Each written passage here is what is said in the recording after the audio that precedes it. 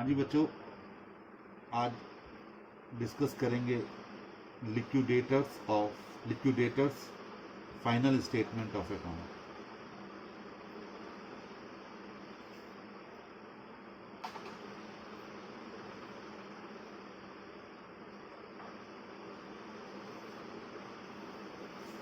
Liquidators final statement of account.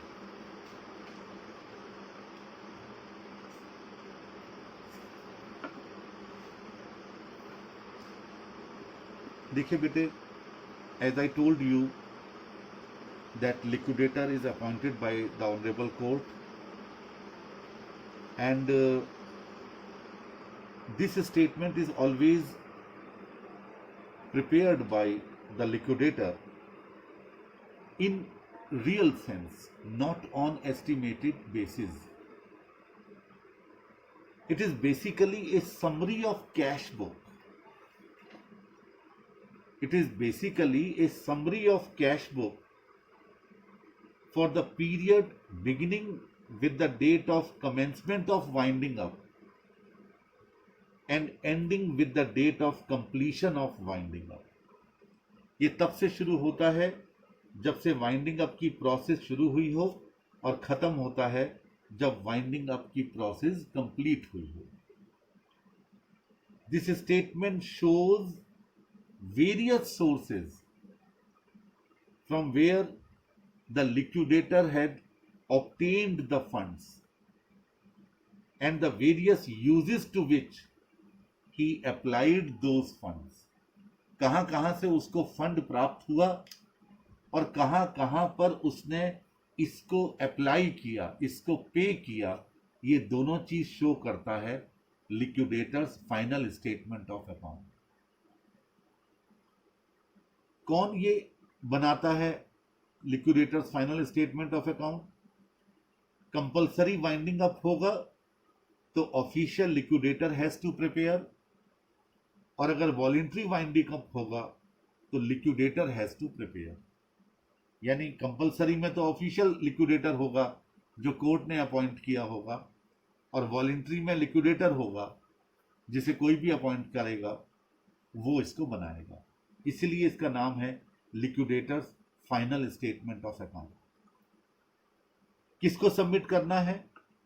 Compulsory winding up होगा तो to the honourable court, और अगर वॉलंटरी वाइंडिंग अप होगा तो to the company. Who fixes the remuneration of liquidator? Liquidator का जो remuneration होता है उसे कौन फिक्स करता है? इन case of compulsory winding up, remuneration is fixed by the court and the amount is payable to the court since the official liquidator is a salaried employee of the government. और अगर members ने voluntary winding up करवाया है तो members इसका fix करेंगे remuneration, और अगर क्रेडिटर्स ने वॉलंटरी वाइंडिंग अप करवाया है तो क्रेडिटर्स अपनी मीटिंग में इसका रेम्यूनरेशन फिक्स करेंगे। ये है लिक्विडेटर्स के बारे में छोटी सी कुछ बातें, और आती रहेंगी तो हम यहां डिस्कस करते रहेंगे। अब हम एक स्टेटमेंट बनाएंगे।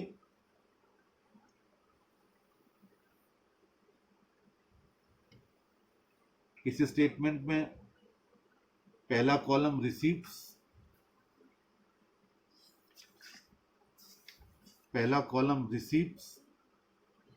दूसरा कॉलम अमाउंट रियलाइज्ड, तीसरा कॉलम पेमेंट्स, और चौथा कॉलम अमाउंट का जिसमें पेमेंट लिखे जाएंगे। रिसीप्ट्स, वैल्यू रियलाइज्ड, पेमेंट्स, और लास्ट में पेमेंट इन कैश, जो भी जैसा भी होगा। ठीक है। अब सबसे पहले रिसीप्ट्स में असेट्स, यानी असेट से आपको क्या क्या रियलाइज्ड हुआ। Cash at bank, cash in hand, ये तो आपके पास होता ही है।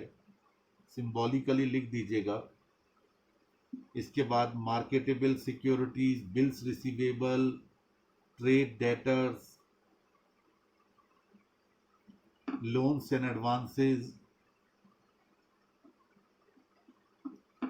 Work in progress, free hold property, मतलब जो भी असेट्स होंगी जो एक तरीके से प्लेज नहीं है, उनसे जितनी जितनी रकम आपको प्राप्त होगी वो यहां पर शो कर दी जाएगी। ठीक है, चलिए इसके बाद आप इसमें शो करेंगे सरप्लस फ्रॉम सिक्योरिटीज, यानी वो सारी सिक्योरिटीज जिसको आपने प्लेज किया था, उन सिक्योरिटीज का सिर्फ सरप्लस शो करना है, क्योंकि जो रकम सिक्योर्ड क्रेडिटर्स के लिए ड्यू थी वो तो वो अपनी काट लेंगे, वो तो अपनी ले ही लेंगे, लेकिन बाकी जो सरप्लस बचेगा वो यहां पर शो किया जाएगा। इसके बाद unpaid calls at commencement of winding up,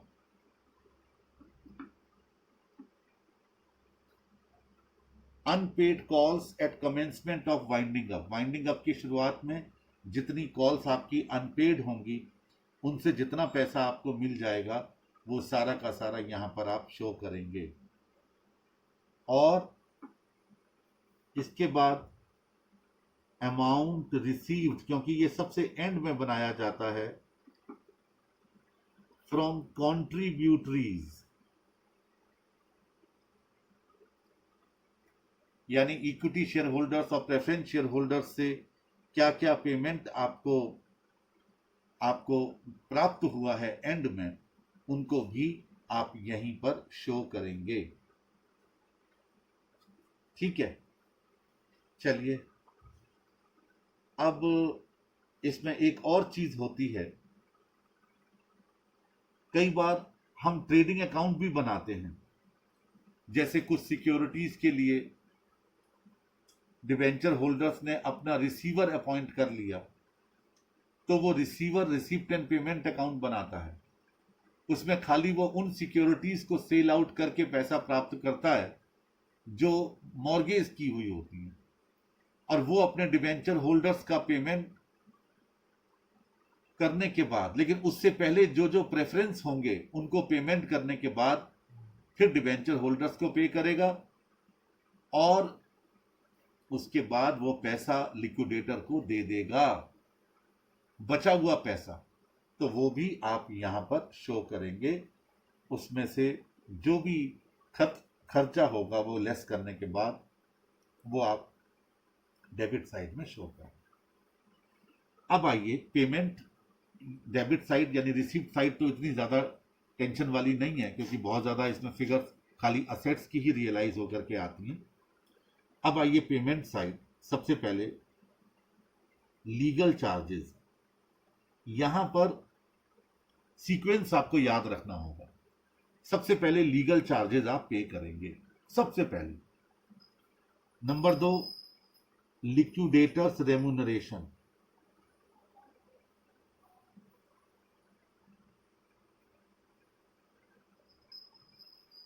liquidators remuneration ये किसी पर भी हो सकता है, आगे चल करके इस पर बहुत सारी चर्चा होने वाली है। लिक्विडेटर रेम्यूनरेशन आप यहां पर नंबर 2 पर शो करेंगे। ठीक है, चलिए इसके बाद आप शो करेंगे लिक्विडेशन एक्सपेंसेस।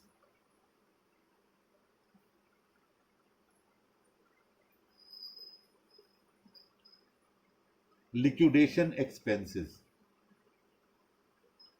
बहुत सारे एक्सपेंसेस ऑफ लिक्विडेशन होते हैं, जैसे गजट और न्यूज़पेपर्स में आपने एडवर्टीजमेंट दिया हो कंपनी की असेट्स को बेचने के लिए, ऑक्शनियर की फ़ी होती है, नीलाम करता जो नीलाम करने आ रहा है असेट्स को उसको फ़ी दी जाती है, वैल्यूअर के चार्जेस होते हैं, हमें कुछ असेट्स को वैल्यूएशन करवाना होता है कि उसे कितने में पेमेंट बेचेंगे। तो ये सारे लिक्विडेशन के खर्चे हैं ये लिक्विडेटर के रेम्यूनरेशन के बाद पे किए जाते हैं। इसके बाद आप लिखेंगे debenture holders having floating charge.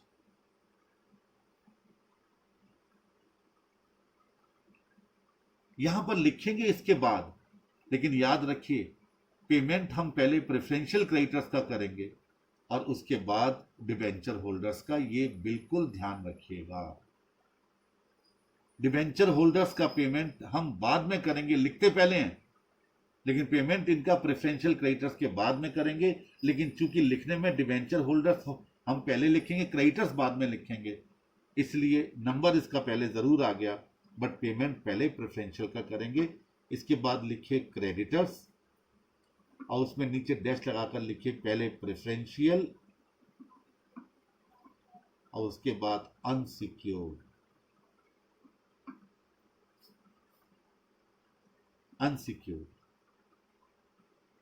ठीक है। और इसके बाद रिटर्न टू कॉन्ट्रीब्यूटरीज,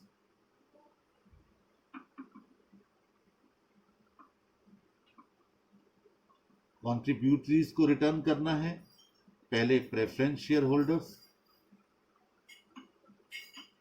और फिर इक्विटी शेयर होल्डर्स। और इस तरीके से आपका ये liquidators final statement of account complete होगा। याद रखिएगा प्रेफरेंशियल क्रेडिटर्स को भले ही हम नीचे शो करते हैं, बट पेमेंट उसका डिबेंचर होल्डर से पहले किया जाता है। ये मेरे नोट्स में देखिए लिखा होगा, liquidator final statement of account के परफॉर्मा के बाद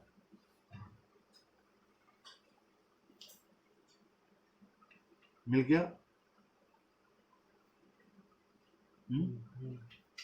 इसमें लिखा होगा दो debenture holders have been shown before preferential creditors in the prescribed form of the liquidator's statement of account, but preferential creditors subject to section 327 are paid in priority to debenture holders having a floating charge on the assets of the company।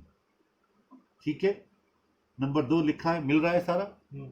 Number 2 लिखा है unsatisfied portion of the secured creditors to the extent which could not be paid because of their security being used for workmen dues is to be treated as overriding preferential payment under section 326 and the remaining portion to be treated as unsecured। ठीक है। और dividends from equity and preference declared but not paid are to be paid as unsecured debt in priority to any repayment of share capital। Share capital से पहले आप dividend pay करेंगे और वो चाहे इक्विटी का हो चाहे प्रेफरेंस का हो, बशर्ते कि वो डिक्लेयर्ड हो चुका हो लेकिन पे ना हुआ हो। इसके बाद बात आएगी डिबेंचर इंटरेस्ट की। अगर कंपनी सॉल्वेंट है, बहुत इंपॉर्टेंट पॉइंट है, ध्यान से सुन लीजिए, if company is able to pay its all liabilities then company is considered to be a solvent company. तो ऐसी कंडीशन में इंटरेस्ट ऑन डिबेंचर्स पे किया जाएगा up to the date of payment. जिस डेट को डिबेंचर्स का पेमेंट किया जा रहा है उस डेट तक का आपको इंटरेस्ट ऑन डिबेंचर्स पे करना होगा। लेकिन अगर कंपनी सॉल्वेंट नहीं है तो डिबेंचर पर इंटरेस्ट आप पे करेंगे up to the date of winding up. Winding up तक की डेट का इंटरेस्ट पे करेंगे, उसके बाद आप पेमेंट नहीं करेंगे। लेकिन कंपनी अगर सॉल्वेंट है तो इंटरेस्ट ऑन डिवेंचर्स आप पेमेंट करेंगे कब तक? जब तक कि उसका पेमेंट नहीं किया जा रहा। किसका? डिवेंचर्स का पेमेंट नहीं किया जा रहा। समझ में आ गया ये वाला पॉइंट? एक और चीज ध्यान रखिए, अगर लिक्विडेटर को कमीशन पे किया जाता है on the realisation of assets, तो याद रखिएगा पहला कि अगर कैश इन हैंड क्वेश्चन में दिया गया है उसको रियलाइजेशन ऑफ असेट्स में इंक्लूड नहीं किया जाएगा। कैश इन हैंड को कभी भी रियलाइजेशन ऑफ असेट्स में कभी भी ऐड नहीं किया जाएगा अगर लिक्विडेटर को कमीशन पे करना है on the realisation of assets. Second, जो असेट्स मॉर्गेज की गई थी, प्लेज की गई थी, उसके सिर्फ सरप्लस को जोड़ा जाएगा असेट्स के रियलाइजेशन का टोटल निकालते वक्त। लेकिन अगर कोई असेट हाइपोथिकेट की गई है तो उस पर पूरा का पूरा लिया जाएगा जितना कि उस असेट को बेच करके हमें प्राप्त हुआ है। ये याद रखिएगा, पहला कैश इन हैंड नहीं लेना है क्योंकि वो रियलाइज नहीं होता, ठीक है। दूसरा कि कोई भी कमीशन खाली उस रकम पर दिया जाएगा जो कि सरप्लस के तौर पर रियलाइज हुई है, वो असेट जो मॉर्गेज की गई थी या प्लेज की गई थी। तीसरा, किसी भी असेट को अगर हाइपोथिकेट किया गया है तो उस पर पूरी वैल्यू पर कमीशन दिया जाएगा जितनी उस असेट्स को बेचने से प्राप्त हुई है, ठीक है। अब एक और बात करते हैं, अगर किसी भी लिक्विडेटर को कमीशन पे किया जाता है अनसिक्योर्ड क्रेडिटर्स पर, कि जितना पेमेंट अनसिक्योर्ड क्रेडिटर्स को किया जा रहा है या जितना पेमेंट इक्विटी शेयर होल्डर्स को किया जा रहा है। पहले अनसिक्योर्ड क्रेडिटर्स का समझिए। मैंने कहा था लिक्विडेटर को रेम्यूनरेशन अलग अलग तरीके से पे किया जाता है। कभी ये करके किया जाता है कि लिक्विडेटर ने जितनी असेट्स रियलाइज की हैं उस पर उसको कमीशन दिया जाएगा। लिक्विडेटर को कमीशन दिया जाएगा जितना अनसिक्योर्ड क्रेडिटर्स को पेमेंट किया जा रहा है। लिक्विडेटर को कमीशन दिया जाएगा जितना कॉन्ट्रीब्यूटरीज को पेमेंट किया जा रहा है। तो याद रखिए, अगर अनसिक्योर्ड क्रेडिटर्स पर लिक्विडेटर का कमीशन कैलकुलेट करना है तो आप क्या करेंगे, अगर सफिशिएंट अमाउंट है किसको, अनसिक्योर्ड क्रेडिटर्स को पेमेंट करने के लिए सफिशिएंट अमाउंट है, तो क्या करेंगे, जितने अनसिक्योर्ड क्रेडिटर्स होंगे मल्टीप्लाई बाय रेट अपॉन 100 करके हम कमीशन निकाल लेंगे। और अगर इनसफिशिएंट अमाउंट है, यानी अमाउंट अनसिक्योर्ड क्रेडिटर्स को पूरा करने के पेमेंट करने के लिए है ही नहीं हमारे पास, तो आप क्या करेंगे, जितनी अमाउंट अवेलेबल होगी into rate upon 100 plus rate कर देंगे। मान लीजिए अनसिक्योर्ड क्रेडिटर्स आपके 1 लाख रुपए के हैं और रकम बची पड़ी है 1,50,000, कोई दिक्कत नहीं है, 1 लाख पर कमीशन कैलकुलेट कर देंगे, बात खत्म। 1 लाख इंटू 5/100। लेकिन अगर 90,000 रुपए बचे पड़े हैं और अनसिक्योर्ड क्रेडिटर्स ही 1 लाख हैं, तो फिर आप इस 90,000 में कमीशन भी दोगे और अनसिक्योर्ड क्रेडिटर्स को भी पेमेंट करोगे। तो आप क्या करोगे, 90,000 इंटू 5/105, यानी उस 90,000 में न सिर्फ अनसिक्योर्ड क्रेडिटर्स को भुगतान की जाने वाली रकम शामिल है बल्कि उसमें 5% का कमीशन भी शामिल है। तो in case of sufficient amount there is no problem, आप अनसिक्योर्ड क्रेडिटर्स की रकम इंटू रेट अपॉन 100 कर देंगे। और अगर इनसफिशिएंट अमाउंट है तो अमाउंट जितनी बची पड़ी है into rate of commission divided by 100 plus rate of commission करके हम निकाल देंगे लिक्विडेटर का रेम्यूनरेशन। और यही चीज कॉन्ट्रीब्यूटरीज में भी होनी है।